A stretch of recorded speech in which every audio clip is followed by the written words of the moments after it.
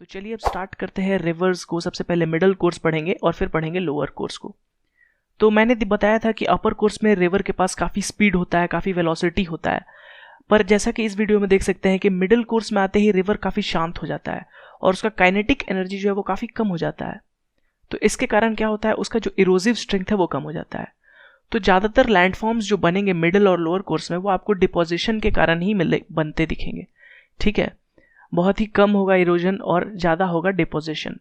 ठीक है, तो सबसे पहले हम लोग देख लेते हैं फ्लड प्लेन्स क्या होते हैं और इसके अलावा लेवी क्या होते हैं। ठीक है, तो इन दोनों चीज़ को पढ़ने से पहले हम एक और चीज़ जान जाते हैं और वो है सिल्ट क्या होता है। तो जब अपर कोर्स में रिवर के पास इरोसिव स्ट्रेंथ होता है तो चट्टान को बहुत ही घिसते जाती है। ठीक है, तो घिसने के कारण जो चट्टान का माइन्यूट फाइन पार्टिकल्स, बालू की तरह एकदम फाइन पार्टिकल्स होते रहता है और वही फिर डिपॉजिट हो जाता है as a form of silt.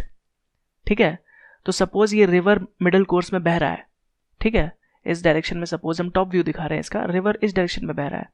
तो ये जो सिल्ट ऊपर से कैरी अपर कोर्स में करते हुए आ रहा है, तो ऊपर में तो इसके पास काफ़ी पावर था तो उसको कैरी कर पा रहा था, लेकिन जैसे जैसे ये मिडिल कोर्स में आता है तो ये धीरे धीरे इसको कैरी नहीं कर पाता है अपने स्पीड कम होने के कारण, और ये सिल्ट को डिपॉजिट कर देता है अपने बैंक्स पे। ठीक है, रिवर के दोनों साइड में सिल्ट को डिपॉजिट करेगा। ठीक है, तो इसका अगर हम क्रॉस सेक्शनल व्यू लें, ठीक है, इस रिवर का सपोज हम कट करते हैं, क्रॉस सेक्शनल व्यू करते हैं, जैसा कि हमने लास्ट क्लास में V shaped valley, U shaped valley को पढ़ने के लिए किया था। ठीक उसी तरह फिर से हम क्रॉस सेक्शनल व्यू का एग्जांपल लेंगे इसे समझने के लिए कि लेवी और फ्लड प्लेन्स होते क्या हैं। ठीक है, तो सपोज ये है रिवर का क्रॉस सेक्शनल व्यू। तो जैसा कि हम देख सकते हैं इसमें जो दो साइड है वो बैंक्स की तरह उठे हुए हैं। ठीक है, तो जो दो साइड में बैंक्स की तरह उठे हुए हैं वो असल में सिल्ट के ही डिपॉजिट है। ठीक है, डिपॉजिट करते जा रहा है सिल्ट, और ये दो तरह के एक तरह से बम्पर टाइप के उठ जाते हैं जो कि नेचुरल लेवी बोले जाते हैं। ठीक है, तो इन्हीं को कहा जाता है नेचुरल लेवी। ये जो उठे उठे दो सिल्ट के डिपॉजिट हैं जो कि रिवर के बैंक पे पाए जाते हैं और ये प्रिवेंट करते हैं रिवर वाटर को फ्लड करने से। ठीक है, तो इसे कहा जाता है नेचुरल लेवी। ठीक है, अब अगर इस लेवी के बाद का एरिया देखें, ठीक है, जो कि काफ़ी दूर तक एक्सटेंड होगा, तो इस एरिया, इस प्लेन एरिया को कहा जाता है फ्लड प्लेन। ठीक है, इसे फ्लड प्लेन क्यों कहा जाता है, क्योंकि जब पानी काफ़ी बढ़ जाता है तो लेवी को क्रॉस करके फ्लड इस एरिया में आ जाता है। ठीक है, और ऐसे बाकी समय ईयर के वहाँ पे पानी नहीं रहता है। ठीक है, तो फ्लड प्लेन जो एरिया है वो काफ़ी फर्टाइल होता है क्योंकि वहाँ पे एलुवियल सॉइल फ्रेश बार बार हर साल वहाँ पे रिन्यू किया जाता है। ठीक है, बाय द रिवर। चलिए अब सेकंड फीचर को देखते हैं और वो है मियांडर्स और ऑक्सबोले कि ये क्या होते हैं। ठीक है, तो अगर बचपन से आप रिवर का ड्राइंग बना रहे होंगे तो कुछ इस तरह का ड्राइंग बनाते होंगे, एक लूप की तरह। ठीक है, तो ये जो लूप होता है इसी को कहा जाता है मियांडर। ठीक है, रिवर स्ट्रेट फ्लो ना करके जब लूप्स में फ्लो करे तो वो होता है, उसे कहते हैं मियांडर्स। ठीक है, तो मियांडर्स का अगर हम लाइव फोटोग्राफ देखें तो मैं आपको दिखाना चाहूँगा ये फोटोग्राफ। देखिए, आप देख सकते हैं कि मियांडर्स कुछ कैसा दिखता है। रिवर स्ट्रेट फ्लो ना करके ऐसे गोल गोल लूप्स में फ्लो कर रहे हैं। ठीक है, तो ऐसा क्यों होता है अब इसे समझने की कोशिश करते हैं। तो सपोज ये है एक रिवर जो इस डायरेक्शन में फ्लो करना चाह रहा है। ठीक है, टॉप व्यू हम देख रहे हैं, तो इसके रास्ते में एक हार्ड रॉक आ गया। ठीक है, तो क्योंकि अब ये अपर कोर्स में नहीं, मिडिल कोर्स में इसके पास स्ट्रेंथ नहीं है, तो इसके काटने के बजाय इसके साइड से जाने की कोशिश करेगा। ठीक है, तो ये रिवर इसके साइड से फ्लो करेगा। आगे जाके इसे सपोज एक फिर से हार्ड रॉक दिखता है। ठीक है, हार्ड रॉक फिर से मिलता है तो ये फिर उसके फिर से साइड से जाने की कोशिश करेगा। तो इसलिए रिवर इस तरह से लूप में फ्लो करने लगता है क्योंकि अब ये रास्ता बनाने की कोशिश करता है रास्ता काटने के बजाय। समझे, लेकिन एक और फैक्टर यहाँ आता है वो है टाइम। टाइम के साथ भले ही कितना इसका कम है काइनेटिक एनर्जी, लेकिन कुछ तो है, तो धीरे धीरे इसे काटेगा जरूर इस हार्ड रॉक को, और फाइनली कुछ सालों बाद, काफ़ी सालों बाद ये रिवर फिर से स्ट्रेट फ्लो करने लगेगा। ठीक है, और इस कारण से क्या होता है, एक लेक जैसा फॉर्म हो जाता है। ठीक है, जो अलग से बह रहा था वो एक डिस्कनेक्ट हो जाएगा मेन रिवर से और एक लेक फॉर्म हो जाता है। ठीक है, और इस लेक को ही कहते हैं ऑक्सबो लेक। ठीक है, आप देख सकते हैं कि ये ऑक्स के जो सींग होते हैं उनकी तरह दिख रहा है, इसलिए इसका नाम है ऑक्सबो लेक। ठीक है, तो मियांडर्स और ऑक्सबो लेक कैसे फॉर्म होते हैं आपको क्लियर हो गया। इसी के साथ साथ लेवी और फ्लड प्लेन क्या होते हैं वो भी आपको क्लियर हो गया होगा। तो ये हो गए मिडिल कोर्स के जो इंपॉर्टेंट लैंडफॉर्म्स थे वो।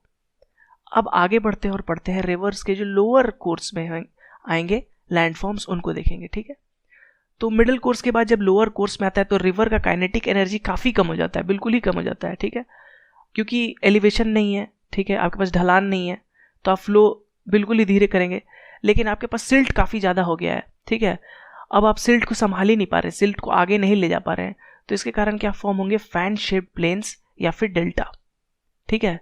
तो ये कैसे फॉर्म होता है, चलिए इनको भी देख लेते हैं। सपोज हम एक सैटेलाइट व्यू कंसिडर करते हैं, ठीक है, टॉप व्यू रिवर का काफ़ी ऊपर से, तो अगर जब समुद्र से ये मिलने जाता है लोअर कोर्स में, तो ये बिल्कुल इस तरह से ट्री के शेप में, ट्री के ब्रांचेस के शेप में ये टूटने लगता है, ठीक है, क्योंकि ये सिल्ट को अपने साथ कैरी नहीं कर पा रहा है, ठीक है, तो इधर उधर सिल्ट को डिपॉजिट करने लगता है और छोटे छोटे ब्रांचेस में बट के फाइनली सी में मिल जाता है, ठीक है, तो इसे ही कहा जाता है डेल्टा, ठीक है।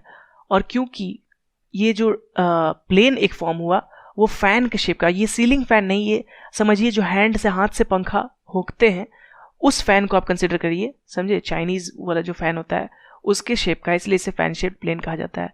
और ये वेरी फर्टाइल होता है। क्यों होता है ये फर्टाइल, क्योंकि यहाँ पे काफ़ी सिल्ट है, बिल्कुल फ्रेश एलुवियल सॉइल यहाँ पे डिपॉजिटेड है, तो यहाँ पे काफ़ी फर्टाइल होगा।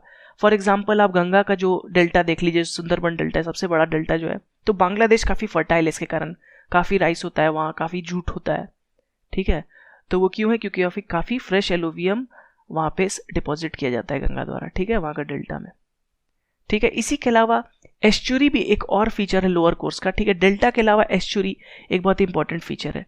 तो सपोज प्लेन जो है जहाँ पे बह रहा है नदी वो काफ़ी चट्टानी वाला है, हार्ड रॉक्स वहाँ पे मौजूद है, तो वहाँ पे तो डेल्टा फॉर्म नहीं कर पाएगा, क्योंकि सिल्ट को डिपॉजिट करके वो टूट ही नहीं पाएगा, ठीक है, तो वहाँ पे क्या होता है, एस्चुरी फॉर्म होता है, ठीक है। तो एस्चुरी होता क्या है, तो एस्चुरी क्या होता है, समुद्र और रिवर के बीच का एक ओपनिंग जैसा एरिया होता है जहाँ पे फ्रेश वाटर और लेक का वाटर, ये सॉल्ट वाटर जो होता है, सी वाटर, वो मिक्स होता है, ठीक है, ब्रैकिश वाटर एस्चुरी में पाया जाता है।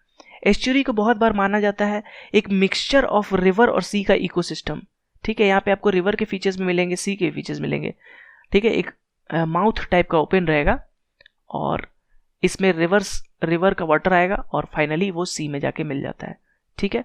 एस्चुरी अगर हम इंडिया में बात करें तो नर्मदा और तापी रिवर, यानी वेस्टर्न घाट्स में जो भी रिवर जाके फ्लो करते हैं, ठीक है, अरेबियन सी में निकलते हैं, वो एस्चुरी फॉर्म करते हैं, और वही ईस्टर्न घाट्स की तरफ जो भी फ्लो करेंगे, समझे, जैसे गोदावरी हो गया, कृष्णा हो गया, कावेरी हो गया, ये सब डेल्टा फॉर्म करेंगे, ठीक है, गंगा, ये सब। तो चलिए इसी के साथ हमारा रिवर्स कंप्लीट होता है। हमने कंप्लीट कर लिया जितने भी अपर कोर्स, मिडिल कोर्स और लोअर कोर्स में जो लैंडफॉर्म्स होते हैं, जैसे V shaped valley, U shaped valley, इसके अलावा कैनियन, गॉर्ज, वाटरफॉल्स और कैटरैक्ट्स पढ़ा था हमने लास्ट क्लास में। इसके अलावा पॉटहोल्स पढ़ा था। इस क्लास में हमने पढ़ा जो लेवी होते हैं, फ्लड प्लेन्स होते हैं, डेल्टाज होते हैं, एस्चुरी होते हैं, और इसी के साथ मिएंडर्स और ऑक्सबो लेक क्या होते हैं, ठीक है। तो इन सब का आपको क्लियर हो गया होगा ये कैसे फॉर्म होते हैं और इनका क्या महत्व है। तो उम्मीद करता हूँ आपको हमारा ये वीडियो पसंद आया होगा। अगर पसंद आया तो लाइक ज़रूर करें और अपने दोस्तों के साथ शेयर करें, और चैनल को सब्सक्राइब नहीं किया तो सब्सक्राइब ज़रूर कर लें। Thank you for watching this video.